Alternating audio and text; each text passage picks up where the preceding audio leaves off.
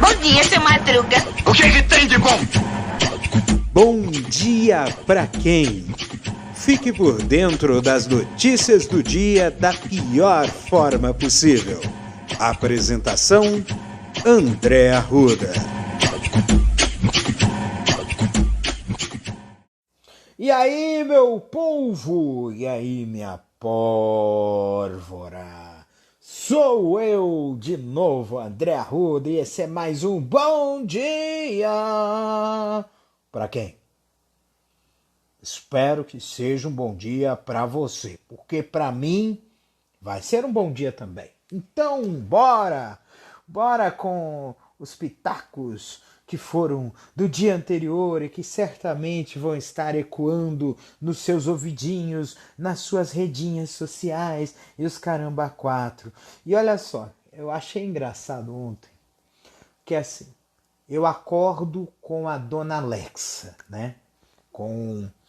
Aliás, tem uma história aqui escabrosa sobre a Amazon, mas eu vou contar já já. Eu acordo com o Echo Dot da Alexa e aí a previsão do tempo é que vai chover. Beleza. Eu esperei o dia inteiro para chover. E nada de chuva. Até às 7 horas da noite estava 30 graus em São Paulo. É um calor. Agora é que está perigando chover. E eu vejo que em outros lugares já está chovendo. Eu acho que a previsão do tempo, a meteorologia está cada vez mais imprecisa. É algo impressionante. Como cada vez mais a previsão do tempo está imprecisa. Não sei porquê. Mas, vai chover, não chove. Vai ser um dia de sol, chove. Não sei por que está assim. Só sei que você pode encarar aí as 4 estações no mesmo dia. Se tratando de São Paulo, né? Pois bem, deixa eu falar então da Amazon. O que aconteceu foi o seguinte, olha só que coisa escandalosa que aconteceu. A Amazon ele está desenvolvendo um mensageiro, né? Corporativo para os seus funcionários, tá? Fazendo um mensageiro corporativo, porém, esse mensageiro ele vai banir algumas palavras. E você sabe quais são essas palavras? Sindicato, remuneração justa, assédio, trabalho escravo e até banheiro. Você sabe qual é o nome disso aqui? Chama-se censura. Beleza, isso aí é um negócio privado. Mas os funcionários precisam ter a sua liberdade de organização e de expressão também. Mas você está num ambiente corporativo. Tudo bem, é um ambiente corporativo. A gente sabe que teve decisões judiciais que penalizaram funcionários por uso indevido de e-mail, por exemplo. Mas essa história do uso indevido de e-mail, muitas vezes é utilizar o e-mail para fins particulares ou para benefícios particulares. Como, por exemplo, você usar teve caso aí de funcionário que foi demitido por acessar a rede interna a internet interna da empresa para ver pornografia ou para receber ou enviar conteúdo pornográfico usando o e-mail corporativo. Infelizmente, é essa a questão. Mas quando se trata de organização sindical, de exigir melhores condições de trabalho, é assunto de trabalho também. Então, eu acho que esse tipo de atitude por parte da Amazon é uma atitude que precisa ser condenada em absoluto. E também teve uma outra polêmica que aconteceu aonde? Que aconteceu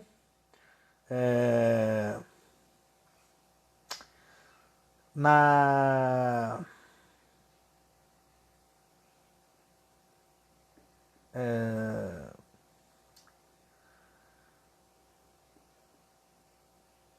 nas mídias sociais. A Miriam Leitão, eu tenho algumas coisas, algumas opiniões que eu não concordo com a Miriam Leitão, mas eu respeito a figura dela, né, por assim dizer.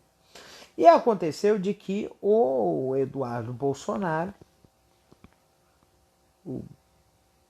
resolveu fazer um ataque, né, a Miriam Leitão, um ataque até mesmo cruel, porque você tem aquela questão do duplo sentido. Porque essa é a ideia, né? O duplo sentido é uma das armas, né? Porque você tenta atacar de forma em código, por assim dizer. A Miriam Leitão fez um artigo condenando as homenagens que o exército e o governo fizeram à ditadura militar. E aí o Eduardo Bolsonaro pegou e comentou, né, fez um tweet citando a imagem lá do artigo da Miriam Leitão e disse que fez uma notação à cobra. Para quem não sabe a história da Miriam Leitão, ela foi perseguida e torturada durante o regime militar.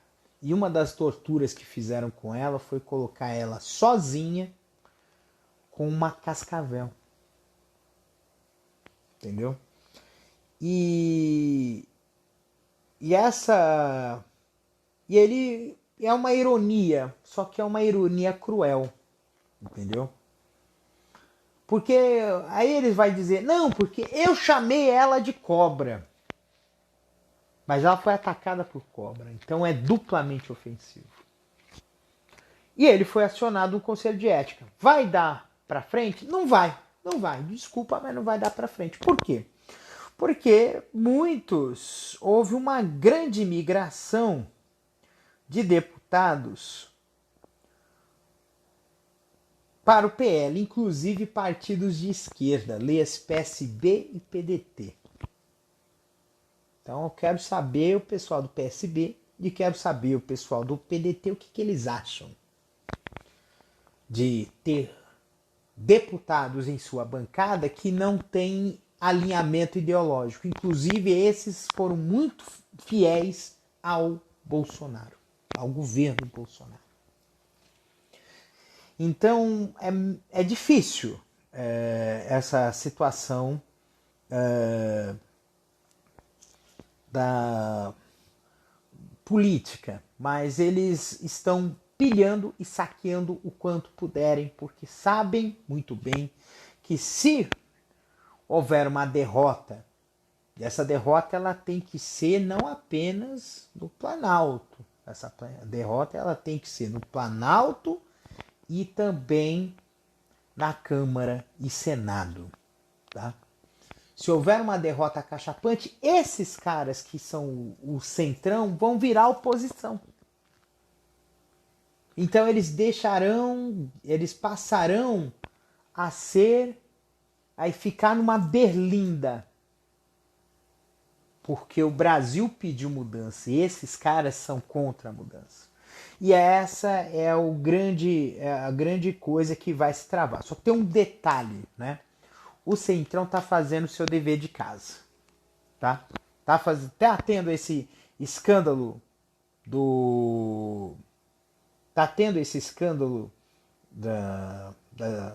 dos ônibus escolares.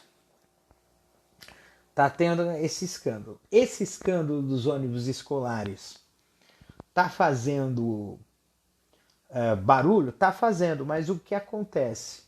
Tá chegando, mesmo com propina, mesmo com superfaturamento, está chegando benefícios para as cidades do Brasil. Para as cidades do Brasil. E eles estão fazendo muito bem o dever de casa deles. Eles vão eleger deputados? Vão eleger deputados. Principalmente no interior do Brasil. E isso é uma coisa que precisa ser colocada aí. A disputa vai ser forte. Mas é uma disputa em que eles, nesse caso, têm vantagem no interior do Brasil.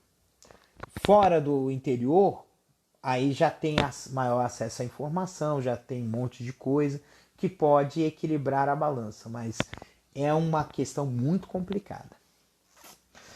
E o TCU vai ordenar inspeção no MEC para apurar essa corrupção dos ônibus. Tem o Tribunal de Contas da União. Porque é o erário público que está sendo roubado. Porque a diferença, né? A diferença de valores no total é de 700 milhões de reais. A licitação para a compra de ônibus era avaliada em 1 bilhão e 300 milhões de reais.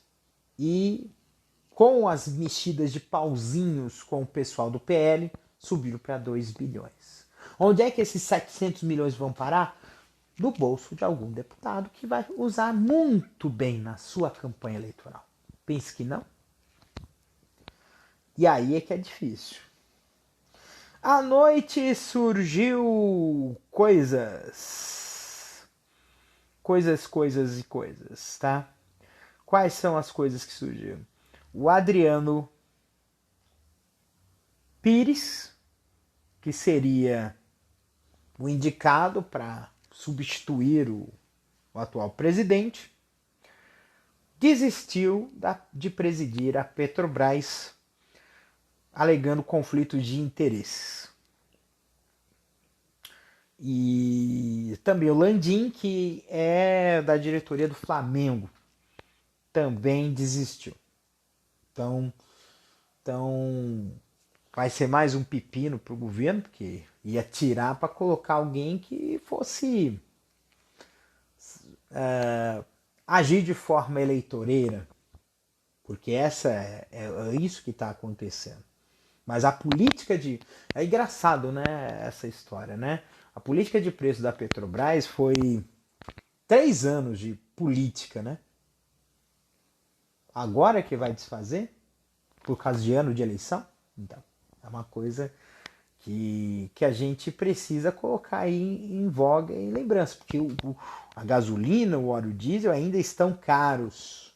E isso encarece toda a cadeia produtiva, porque o Brasil é refém do transporte rodoviário, principalmente na carga.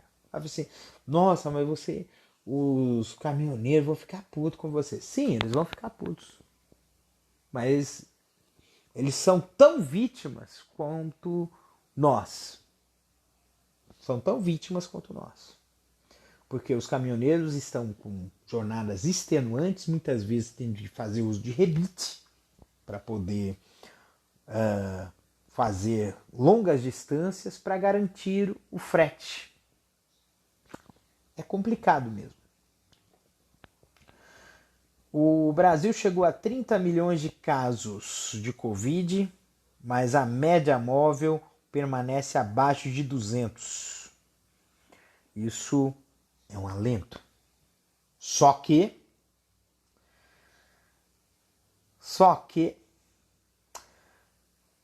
temos a nova variante Omicron XZ, que foi encontrado na China. E essa ascensão de uma nova cepa, potencialmente mais contagiosa no Reino Unido, então o negócio vai continuar. China prorrogou o lockdown em Xangai, 26 milhões de pessoas testadas em Xangai, então vai ter aí uma nova variante que pode ser a mais contagiosa já vista. A estimativa é que espalhe 10 vezes mais rápido, 10% mais facilmente do que a BA2, que é a mais transmissível variante. Então nós temos aí um problema sério no futuro e o Brasil que fica esperto, hein? Se não colocar barreira sanitária de verdade, a Omicron XZ vai vir e vai vir no meio de uma campanha eleitoral. Imagine só se isso acontece, porque a popularidade do Bolsonaro está aumentando, mas muito por conta dessa percepção de que a pandemia acabou. Imagine se volta com tudo e ainda com o aumento de casos e óbitos. A sorte nossa é que nós temos quase 80% da população vacinável, vacinada, né? Muito bem.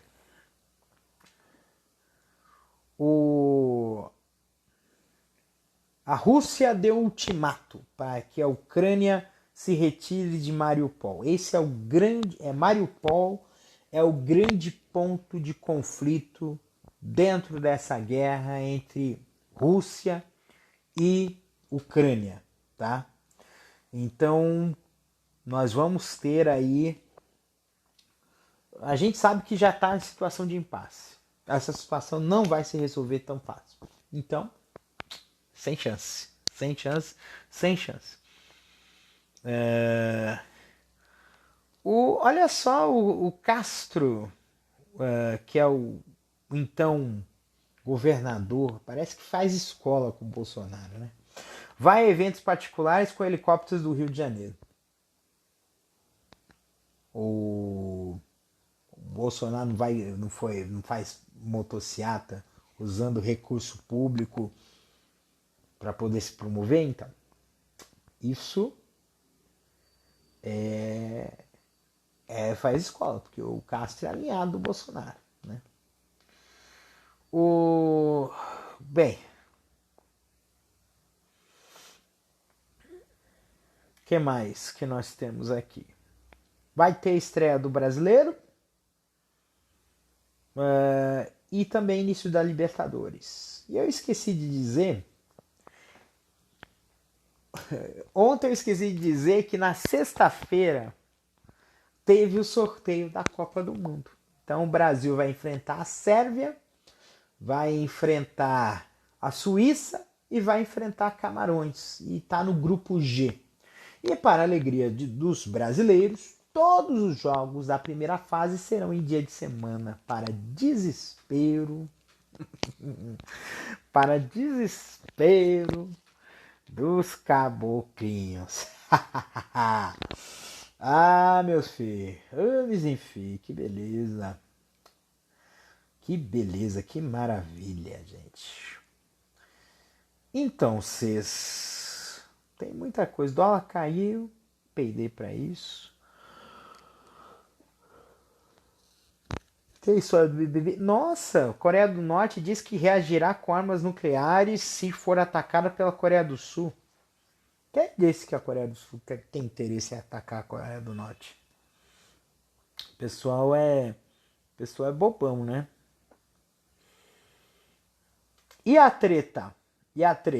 Temos aqui o bolão da Mega Sena. O funcionário de uma empresa portuária de Santos fizeram um bolão para a Mega Sena, e esse bolão gerou, o pessoal ficou milionário, né? Ganharam, né, do bolão, né? Só que o que aconteceu? Olha só a confusão que deu, né? O bolão vencedor foi registrado por volta de 12 horas no sábado, dia do sorteio, papapá. Cada vencedor gastou R$17,18, papapá. Segundo o funcionário que não participou, o clima de arrependimento tomou conta dos diversos colaboradores que também não quiseram fazer parte da aposta coletiva. Teve até choradeira nos corredores. Também me arrependi, mas fico feliz pelos colegas que ganharam. A lista tinha alguns números de telefone, o pessoal ficou revoltado, gerou uma confusão. O funcionário afirmou que o bolão contemplou com diversos níveis da empresa, de faxineiros a executivos. Ele contou que uma lista com o nome dos vencedores acabou vazando nas redes sociais, mas depois foi retirada a pedido dos colegas, que gerou uma polêmica interna. Uma amiga minha que participou da aposta acha que alguém vazou de propósito para sacanear quem ganhou. Ah, então foi isso, né? Gente do céu, virou confusão. Ah, por falar em confusão, né? Teve uma confusão aí da Anitta, envolvendo a Anitta, rapaz. A Anitta ficou possessa, gente. Ela estava em viagem, aí depois, quando ela chegou de viagem de avião, ela ficou sabendo que uma revista estadunidense, né, estampou ela na capa e e colocou na manchete a declaração de que o, o, o Brasil é o país do sexo, acho que não sei se era sexo e bagunça, sexo e desordem, sei lá o que ele disse. É, falou que era um país do sexo e que ia trazer esse sexo para os Estados Unidos. Eu falei assim, nossa, ela ficou possessa, né? Porque certamente não disseram isso. Né? Mas é aquela história, né? De vender jornal, e a gente sabe muito bem a imprensa daqui. Você vê um negócio lá na internet, lá uma manchete super escandalosa. E aí quando vai ver o teor da notícia, não é nada disso que a manchete está dizendo. Né? É, porque a ideia é, é uma coisa publicitária, né? Acho que é a publicidade, né? Para chamar atenção, para caçar cliques. A gente chama de clickbait, né? A isca de cliques, né? E, e muitas vezes, a verdade é que erra-se muito o tom e a coerência. Tom e coerência. Coloca um tom muito alarmista, muito exagerado, muito grave, um tom muito grave a uma notícia. E essa manchete ela acaba não sendo condizente com o que está escrito ali. Então é uma guerra que está acontecendo e a imprensa oficial, a imprensa tradicional, também é um pouco responsável pelo que está acontecendo desses problemas de fake news. Eu vi um negócio assim de fake news de características comuns de fake news, né? São textos mais curtos, né? Menos detalhados, com uma linguagem mais simples, entendeu? Então tem todo esse processo aí, gente, dentro dessa história de fake news, né? E aí a gente acaba entendendo o porquê que esse problema da fake news, que eu lembro que há 20 anos atrás, o nosso problema de tecnologia se chamava spam. Hoje spam e pop-up, né? Spam e pop-up, né? Hoje o nosso problema é fake news. É notícia falsa, tá? É boataria, é desinformação. Inclusive, eu tive hoje uma discussão com um rapaz sobre isso, né? Porque ele queria contra-argumentar a respeito de alguns fatos e ele apresentou como prova um site conservador de cunho religioso que já é comprovadamente propagador de desinformação. E a gente fica muito triste em relação a isso, né? Porque a desinformação ela seduz muitas pessoas porque ela comprova as convicções que essas pessoas têm, que essas pessoas recebem. E muitas vezes são convicções que não são verdadeiras, né? Quer dizer, que não são baseadas em fatos reais.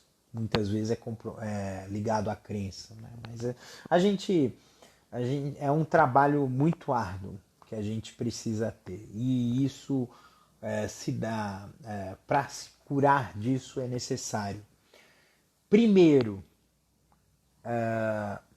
exercitar o nosso senso crítico, às vezes questionar aquilo que a gente está vendo, que a gente está ouvindo, que a gente está assistindo, que a gente está recebendo de informação. e conhecimento de valor, né? Não conhecimento assim apenas de jornal, mas o conhecimento de base, conhecimento de história, de geografia, de português, de matemática, conhecimento que nos agregue valor, que a gente possa ver, olha, isso aqui não está errado não, né? E assim,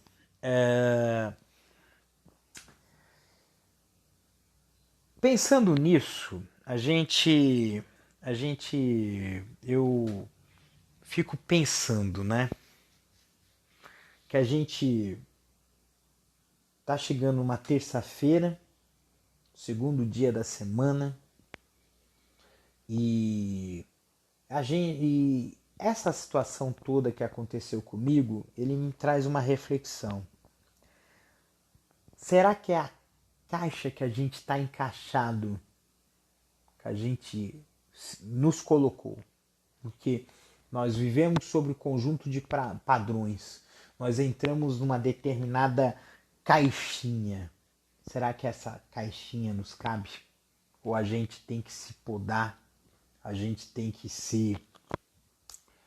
a gente tem que se podar, a gente tem que se cortar, a gente tem que se machucar, a gente tem que se mutilar.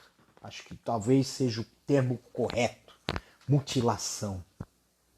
Porque a gente pensa que mutilar, às vezes a gente pensa que é cortar um braço, cortar uma perna. Mas às vezes também mutilar é cortar o sentimento, cortar uma ligação pessoal, cortar um traço da nossa personalidade que a gente tem que cortar, que a gente tem que reprimir ao máximo para poder ser aceito. E mesmo assim, a gente não é aceito. Por mais que a gente se esforce, por mais que a gente se destrua por dentro para ser aceito por um grupo, eles não vão te aceitar. E é nesse pensamento que a gente precisa entender que nós precisamos ser respeitados em nossa integralidade. Eu não preciso mudar o que eu sou para eu ser respeitado pelos outros. Eu quero ser respeitado por aquilo que eu sou, não por aquilo que querem que eu seja.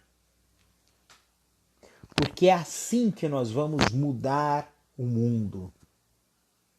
O mundo é feito de diversidade de cor. Padrões são prisões. A gente não nasceu para ser preso. A gente nasceu para ser livre. E essa liberdade é a liberdade de ser a dor e a alegria de ser o que é. Então, meus queridos amigos, minhas queridas amigas, amiguinhos e amiguinhas, um beijo no coração de vocês, cuidem-se, tenham uma terça-feira maravilhosa, porque é assim que tem que ser, sendo vocês mesmos. Um beijo, se cuidem.